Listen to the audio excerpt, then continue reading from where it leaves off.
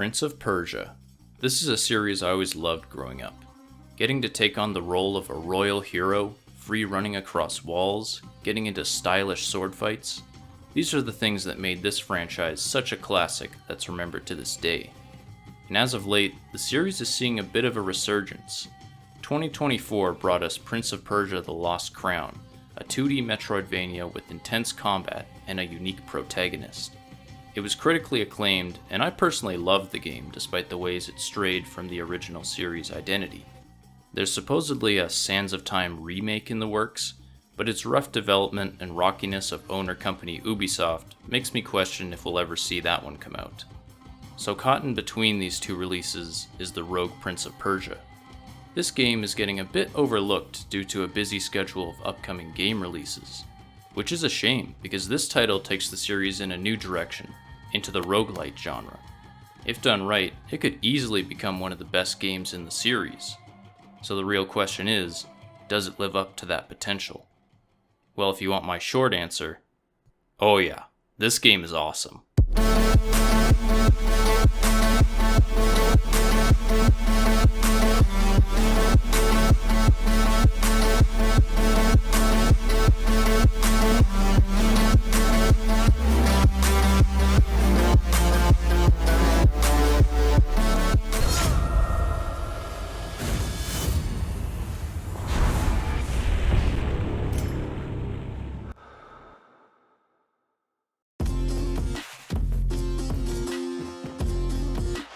The rogue Prince of Persia comes to us from French game studio Evil Empire. These folks were responsible for the post-launch expansions for Dead Cells, one of the highest rated roguelites of all time. So it's fair to say this team knows its way around the genre. This group of talented devs underwent many trials to bring this game to life, and it's honestly a fascinating journey. Evil Empire has videos documenting the full evolution of their game on their YouTube channel, so give those a look if you want a full breakdown. But to keep a long story short, the game launched into early access a few months after the release of The Lost Crown, and across a year and a half, the team added content and tweaked things based on audience feedback. This ranges from incremental changes to the combat to a complete rework of the art style. I was there from the start of early access and witnessed all of these major changes. And despite my hesitation with some changes, particularly the art style, I think Evil Empire made the right moves to create the best version of the game that they could. And now that the game is finally in full release, it's about time I tell you what makes this one so great.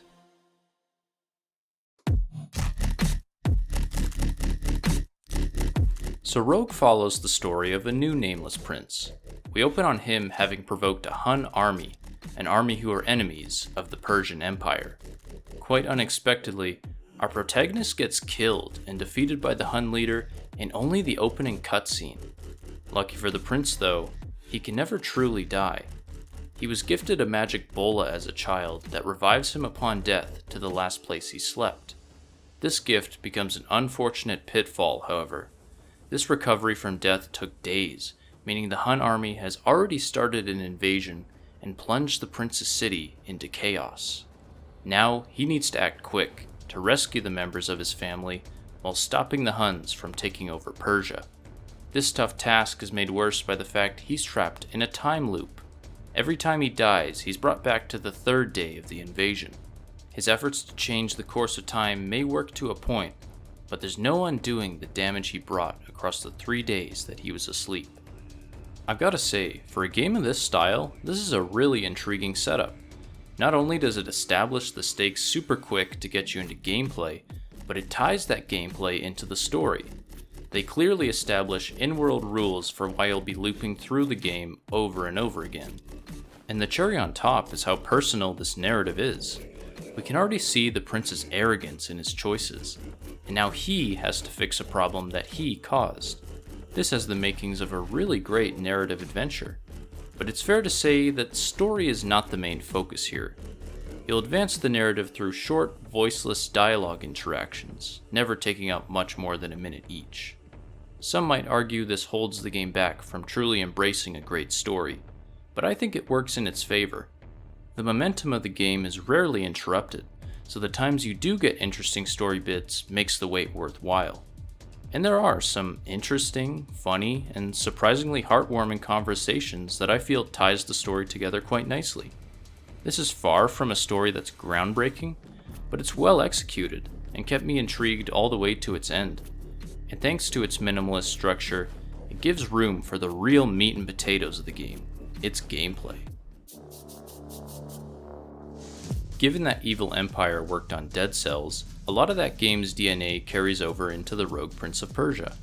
You can expect to explore 2D environments while slashing away at enemies with a fast and fluid movement system.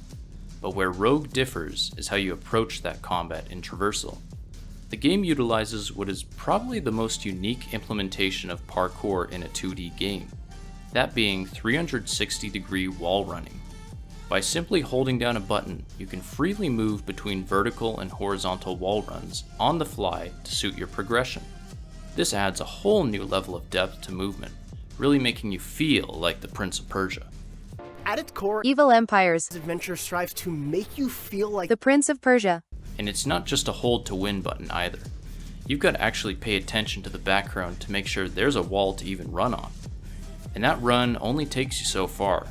That's when you've got to chain it into a pole swing, or a pillar climb, or another wall. The key to survival often comes down to executing those parkour moves at the right time and place. And when you pull those moves off in a parkour gauntlet, trust me, it's invigorating. Parkour is no static mechanic either. It's an essential tool of the combat system. Combat involves utilizing a main weapon and a tool of your choice to defeat enemies. All attacks are tight and incredibly easy to understand, so the challenge comes from blending those parkour moves and your combat skills together. Enemies act quick, so you've got to be faster, dodging enemy attacks, running around them, and taking them by surprise. The tools are all there, and it's your job to make it cohesive by mastering the gameplay. Your means of attack include a basic attack, charged attack, and an action for your side tool. By far my favorite move, though, is the kick ability. Any enemy can be kicked back a few steps from their position. This makes the environment play a larger role in encounters. An enemy's defense meter can be completely shattered if you kick objects or other enemies into them. Or for something even deadlier, enemies can be kicked off cliffs or straight into spike traps, instantly dispatching of them. These are just some of the ways you can approach combat in the game, and the way it blends platforming and combat into one core experience is just a brilliant move by the developers. Doing so creates a fast and thrilling experience that's only enhanced by an exciting speed-based mechanic. Vayu's breath acts as a meter which can be filled by performing acrobatic and combat actions. Perform enough of these actions in quick succession, and you'll activate a speed boost that persists as long as you keep that meter filled. This incentivizes you to play carefully and deliberate, which really contributes to the game flow. And man, when it comes to game flow, the Rogue Prince of Persia is king. When you're at top speed, chaining moves together and ripping enemies to shreds, it's some of the most satisfying gameplay I've ever experienced.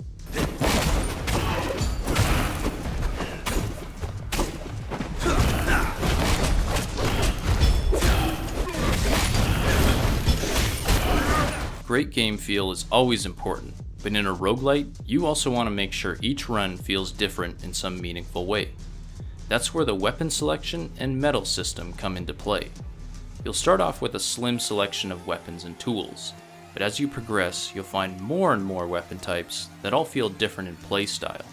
They cast a pretty wide net, including daggers, swords, spears, axes, dented pots. No, I'm serious. Why is a dented pot one of the best weapons in the game?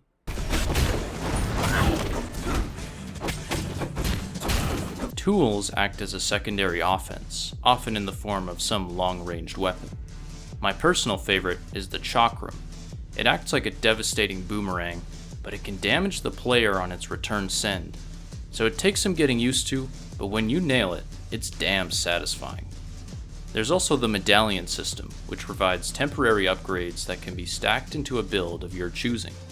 Games like this sometimes run into the problem of upgrades not feeling much different, but each run in Rogue felt unique in its own way, whether it be spraying resin whenever you perform a certain action, or setting off chains of explosives at top speed. None of these progression systems are substantially different from what we've seen in other roguelites, but these are tried and true methods for a reason, and keep each run feeling fresh every time you play.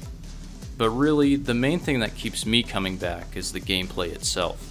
I was surprised that after playing many hours in early access and an entire playthrough in the final build, I'm still not tired of it. It goes to show how far solid mechanics can take you when they're done right. And it's absolutely the main reason you gotta play this game. But we're not done there yet.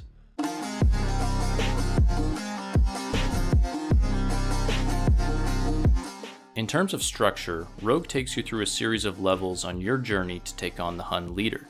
It begins linear, akin to roguelites like Hades, but as you explore further, new locations will open up, and you get the chance to chart your own path. Different locations house different types of loot, and the game even goes a step further for objectives with the use of a mind map. This information board keeps track of your knowledge, which you'll need to rescue the prince's family. Taking that information alongside the world map means you'll often plot out a journey on your own before you go on your next run. This evolving structure helps to keep the main story fresh. You may start out blindly trying to get to the end, but soon you'll find yourself piecing things together, kind of like a detective. Of course, before you go out on your journey, you'll want to ensure that you're well equipped. The Oasis is where you'll be sent upon death, and since it's immune to the effects of time, it acts as a peaceful base of operations. Here you'll put any permanent currency you find to use, sending new weapons, tools, and medallions out into the field. It also acts as the breeding ground for permanent upgrades, which will help you immensely in getting further each run. All of these are useful and satisfying additions, but the Oasis has its fair share of extras too. Costumes are a fun and completely optional mechanic, and there's a crap ton of these to collect if you're interested. This is also where a lot of character-driven moments occur, and the addition of optional world and character context really enhances the story for those who want to see it through. Once you're all set, you can dive headfirst into the levels of your choosing. And trust me, these are levels that are worth looking forward to. I'm really astonished at how each level of this game feels so distinct and well made. Levels are designed with procedural generation, so you'll see the same rooms repeated in random arrangements. But despite a structure that could feel repetitive, Rogue finds a way to make every level really unique. Some levels provide many new parkour opportunities. Others throw you into tricky combat scenarios that can be tough to evade, and a few even take on a puzzle-oriented approach. You never quite know what you're going to get, but you can be sure that each one is going to be awesome. And each level is only enhanced by the fantastic art direction. Every level was made with a distinct color palette in mind that stands out, and because of it, each one pops with an artistic flair. Seriously, you could show me any image of a level from this game, and I'll instantly know where it's from. Needless to say, the artists at Evil Empire really cooked when crafting this art style, and the root of that inspiration is actually pretty interesting. The team took inspiration from classic Persian miniatures, as well as specific Belgian comics like Mobius. Certainly sounds like a weird combination, but I mean, the results speak for themselves. The original early access actually had a pretty different look to the game. It really emphasized simpler characters with uniquely colored skin tones. And while I was very fond of this art style back when it came out, there's no doubt in my mind that the changes they made were essential to this game's appeal. The added detail only enhances the original inspirations, crafting a bold look that looks like nothing you'd see anywhere else.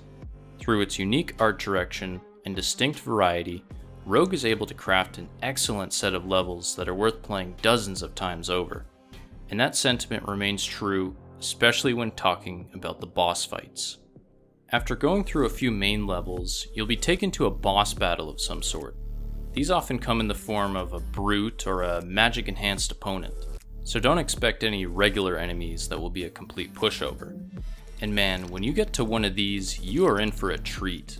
It's often hard to find a game that gets all their boss fights right, but honestly, this might be one of those cases. I can't think of a single boss that I didn't have a blast fighting in this game. Each one carefully telegraphs their attacks, but it can be a lot to pay attention to. More often than not, you'll get mixed up on your first run, resulting in a death. As you keep going, you'll start to find your rhythm.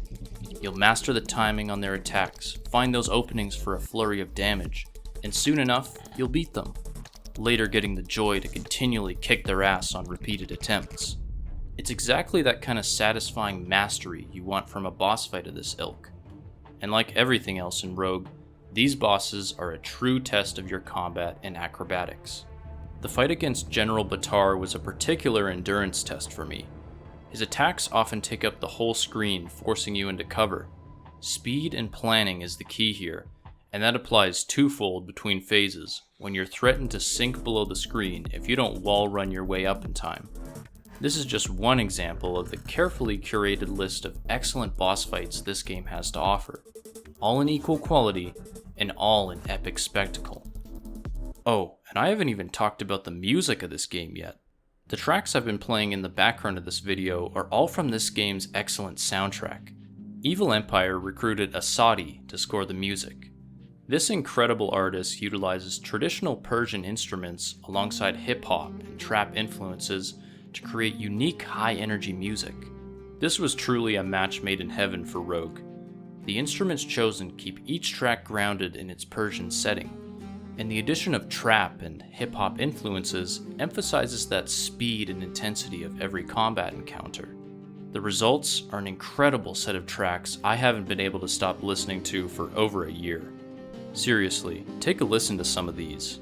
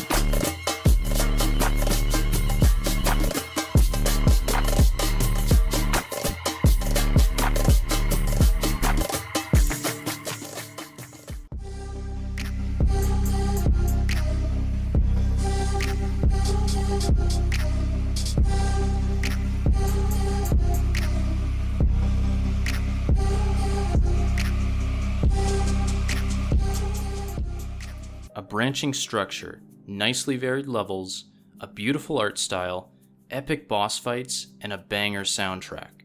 The Rogue Prince of Persia sits on a firm foundation that only adds to how epic of an adventure game this truly is.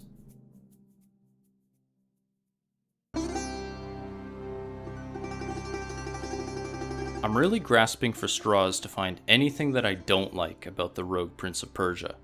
What appeared to be a low-budget entry into the franchise has easily turned into one of my favorites. Its fast-paced and energetic mix of parkour and combat is endlessly satisfying. It's got an awesome selection of levels and boss fights, and the presentation of a unique art style and banging music brings the whole experience together. Sure, it doesn't break any new ground with its story, and I'm aware that there are better roguelites out on the market. But should that matter? I don't think so. Evil Empire has produced a superb entry into this genre and franchise, and if any of you are the slightest bit interested in this game, I highly encourage you to check it out. Oh, and did I mention that it's also on Xbox Game Pass and PlayStation Plus right now? No matter what the future holds for Prince of Persia, I'm just happy to say that we have two instant classics back to back to replay for years to come.